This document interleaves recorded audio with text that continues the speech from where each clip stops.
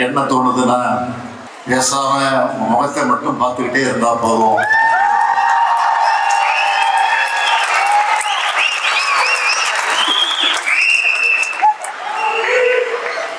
தமிழ்நாட்டில்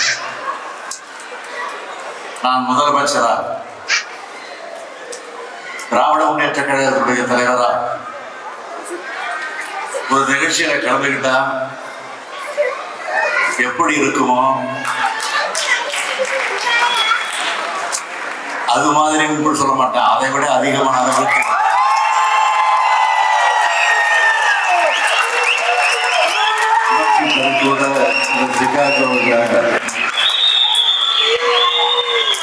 இந்த நிகழ்ச்சி நடந்து கொண்டிருக்கிறது. அதில் கலந்து கொள்வதற்கு நல்ல வாய்ப்பு எனக்கு கிடைச்சிருக்கு.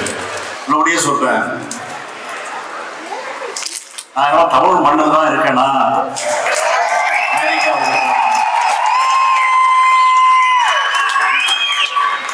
ஆனால் தமிழ் மண்ணில் இருக்கக்கூடிய உணர்வை இந்த நிகழ்ச்சியின் மூலமாக நான் பெறுகிறேன்.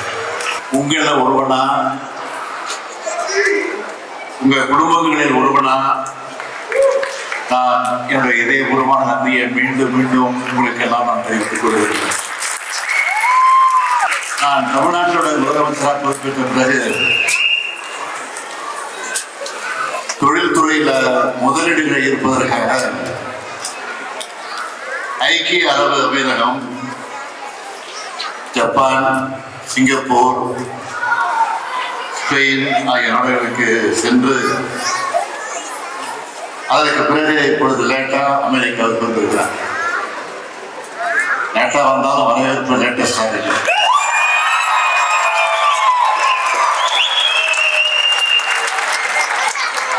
தம்பி டிஆர்பி ராஜா அவர்கள் பேசுறது சொன்னார், அங்க வரணும் இங்க வரணும், எங்க பகுதிக்கு வரணும் எங்க ஊருக்கு வரணும். ஒரு பெரிய போட்டி நடந்துச்சு. அந்த போட்டியில சிக்காகோ வெற்றி பெற்றிருக்கக்கூடிய சிக்காகோவுக்கு உங்களை எல்லாம் சந்திப்பதில் நான் மிகுந்த மகிழ்ச்சி அடைகிறேன். இதே சிக்காகோவுக்கு நம்முடைய தமிழ்நாடு தலைவர் முத்தமிழறிஞர் கலைஞர் அவர்கள்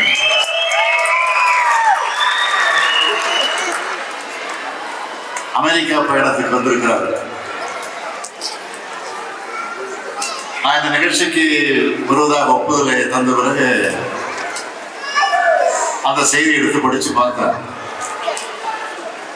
எங்கெல்லாம் போயிருக்கிறாரு தலைவர் கலைஞர், எந்த பகுதிக்கெல்லாம் போயிருக்காருன்னு இதெல்லாம் நான் கூர்ந்து கவனிச்சு படித்தேன். 1971 நவம்பர் மாதம் 8ஆம் நாள் வாஷிங்டனுக்கு வந்த தலைவர் கலைஞர் அவர்கள் பல்வேறு இடங்களை பார்வையிட்டிருக்கிறார். அதுல குறிப்பா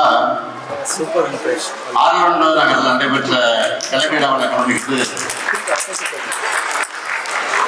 அங்கிருந்து அங்க இருக்கக்கூடிய நீரூற்றை பார்த்து ஒரு கவிதையை எழுதி அங்கிருந்த நாட்டுக்கு சென்னைக்கு அனுப்பி வச்சார். அதை நான் முரசொலியில படிச்சு பார்த்தேன். அதுல சொல்லியிருக்காரு, கவிதை எழுதியிருக்கார், ஆர்லாந்தோ என்ற நகரில் அரியதோர் ஏரியில அழகிய மத்தாப்பு உட்கொண்டு கண்டேன். ஒளிவிளக்கு போடுகின்ற தாளத்திற்கு ஒரு லயமும் சகாமல் ஆடுகின்ற நீரூற்று ஆட்டக்காரி நாட்டியத்தின் நேர்த்தி என்ன சொல்வேன் அப்படின்னு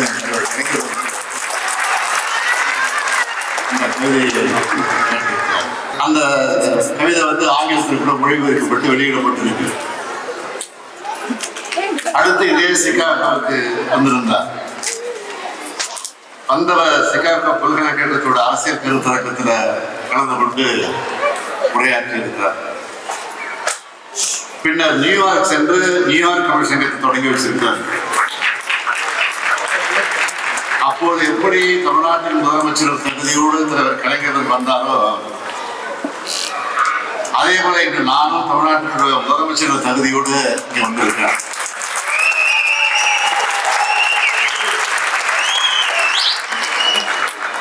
நம்ம திராவிட மாடல் அரசு அமைஞ்ச பிறகு தமிழ்நாடு எப்படியெல்லாம் முன்னேற்றம் அடைஞ்சிருக்குன்னு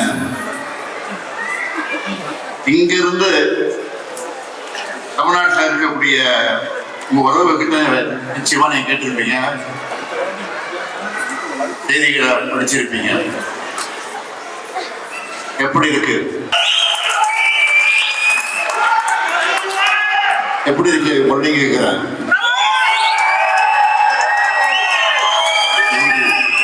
நன்றி நன்றி. தொழில் வளர்ச்சியை பொறுத்த வரைக்கும் நான் எந்த நாட்டுக்கு போனாலும் அந்த நிறுவனங்களுடைய அதிபர்களை சந்திச்சாலும் இந்தியாவில தமிழ்நாடு எப்படியெல்லாம் முன்னிலை வைக்குது, தமிழ்நாட்டில் என்னென்ன சிறப்புகள் இருக்குன்னு அதெல்லாம் அவங்க என்னிடத்துல சொல்லுவாங்க.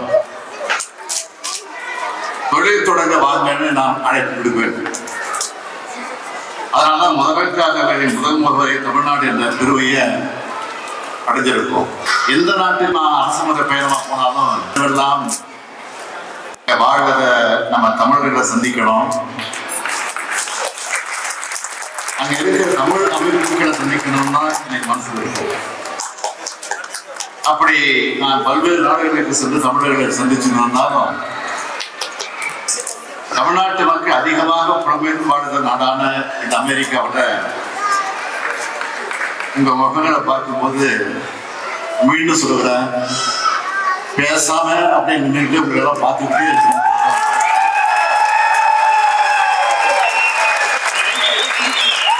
அந்த அளவுக்கு உங்க பாசமும் அன்பும் என்னை கட்டி போட்டுருக்கு. இந்த தருணத்தில் நான் குறிப்பிட விரும்புவது 1000 ஆண்டுகள் அன்னை தமிழகம் தவமிருந்து பெற்றெடுத்த தலைமகன் சிங்கனுடையும் சிங்காரத்தனுடையும் பூங்குகடனுடையும் புரட்சி கவியுடையும் தன்னுடைய உரைநடையாக கண்ட பகவான் தம்பிமார் படை மீது விழிவூற்றி வெற்றிகின்ற பூமான் பூமி பந்தில் தமிழர்கள் எங்கெல்லாம் வாழ்கிறாரோ அங்கெல்லாம் வாழ்ந்து கொண்டிருக்கக்கூடிய அறிவுலக ஆசான் ஒப்பற்ற தலைவர் பேரறிஞர் பெருந்தகை அறிஞர் அண்ணா அவர்கள் சொன்னதுதான்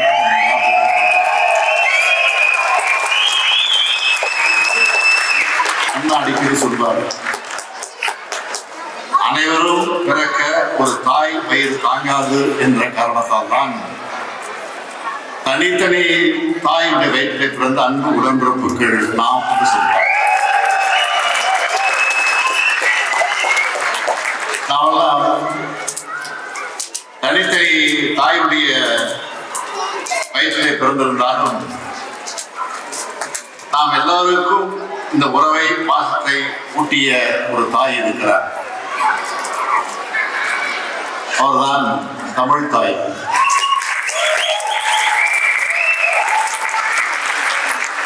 உலகவர் ஓவியமே,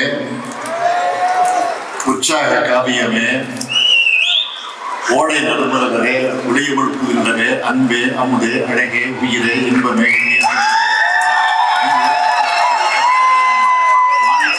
மன்பதுகளுக்கு இதெல்லாம் தமிழ் அழைத்துக் கொண்டு இருந்தாலும் தமிழை தமிழே என்று அழைப்பதற்குதான்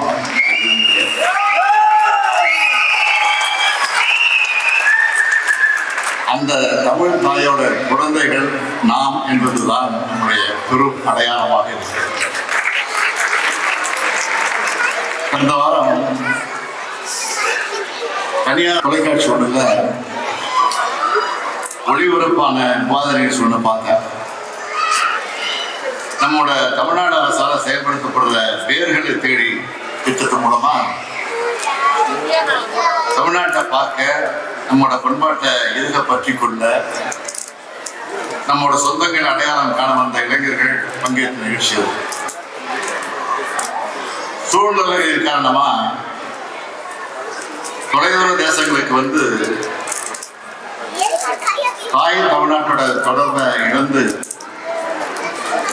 இன்னைக்கு மீண்டும் தாய் மண்ணின் வாசத்தை, தாய் மண்ணின் அரவணைப்பை உணர்ந்த இளைஞர்களோடு உணர்ச்சி குவியலா அந்த நிகழ்ச்சி இருந்துச்சு. அதுலயும் ராதிகா என்ற மியான்மர் நாட்டை சார்ந்த சகோதரி பல ஆண்டுகளாக விட்டு போன உறவை மீண்டும் கண்டுபிடிச்சு நான் எழுத்து பேசுறது என் நெஞ்சிலேயே இருக்கு. செய்திகளை உடனுக்குடனும் துல்லியமாகவும் தெரிந்து கொள்ள சப்ஸ்கிரைப் பண்ணுங்க.